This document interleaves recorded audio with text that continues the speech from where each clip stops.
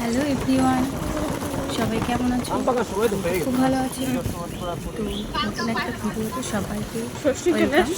তো দেখো, কাল ছিল ননদা নন্দায়ের অ্যানিভার্সারি। তো সেই উপলক্ষে একটু ঘুরতে বেরিয়েছিলাম আমরা। তো ছোটোখাটো একটু সেলিব্রেশন হবে।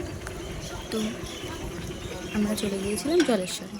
তো জলেশ্বরে গিয়ে একটু কিছুক্ষণ থেকে তো মনে হলো যে একটু যদি ফাঁকা জায়গায় যাওয়া হতো। তো দেখো, চলে এসেছিলাম এমন একটা জায়গায়, এত সুন্দর জায়গাটা, মানে সেটা বলার কথা না।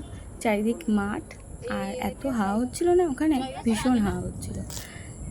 প্রাকৃতিক সৌন্দর্য যাকে বলে, তো এটাই সেরকম ব্যাপক লাগছিল। তো দেখো, সবাই মিলে একটুখানি আনন্দ করব। সবাই না, আমরা কজনা ব্যাস।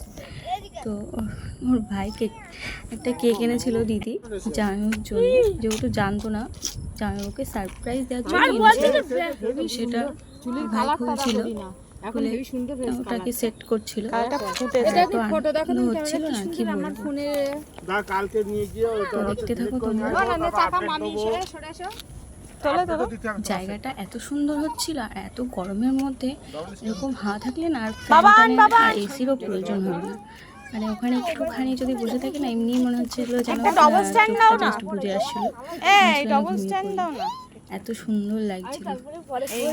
গরমের মধ্যে এরকম একটা জায়গা থাকলে বেশ যাওয়াই যায় প্রায়। তো দেখতে থাকো তোমরা। এটা কি বাবা, একটা কেক নিয়ে একটা ফটো তোলো। দাঁড়াও ফটো তোলো। তো আমি একটুখানি কেক নিয়ে একটুখানি ঢং করছিলাম আর কি, ঢংই।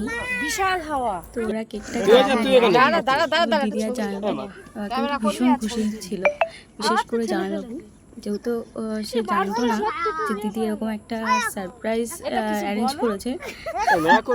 দুজনে একটু লজ্জা পাচ্ছিল যে এরকম, যেহেতু আগে কখনো এরকম ভাবে সেলিব্রেশন করেনি। Happy anniversary.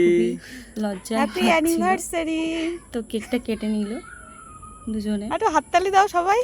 কিন্তু ওরা কিন্তু খুব খুশি ছিল। বাবার বিবাহবার্ষিকী পালন করতে হাততালি দাও। কিন্তু বড় কথা না, একটু যে দুজনকে দামি গিফট দেবে, এটাই কিন্তু সবথেকে বড় কথা না। একটুখানি আনন্দ, ভালোবাসা, পেছনের জাস্ট ভিউটা শ্রদ্ধা, ভালোবাসা লাগছে না, এটুখানি যথেষ্ট। বিশেষ কিছু প্রয়োজন হয় না একটা সম্পর্কে, ঠিক তাই নয় কি? ছেলেমেয়েকে একটু খাইয়ে দিচ্ছে কেক, আমাদের সবাইকে দিয়েছে।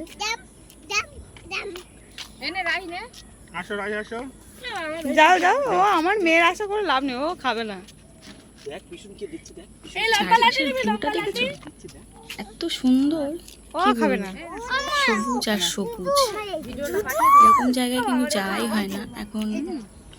চারিদিকে সব এত বাড়িঘর, রাস্তাঘাট হয়ে না, এরকম জায়গাটা পাওয়াই হয় না। দেখো ঘড়িটা একটা ঘড়ি আনছিল, আমরা দুজনাই গিয়ে নিয়ে করিয়ে দাও না, স্মার্ট ওয়াচ না। তো দেখো কেমন লাগছে,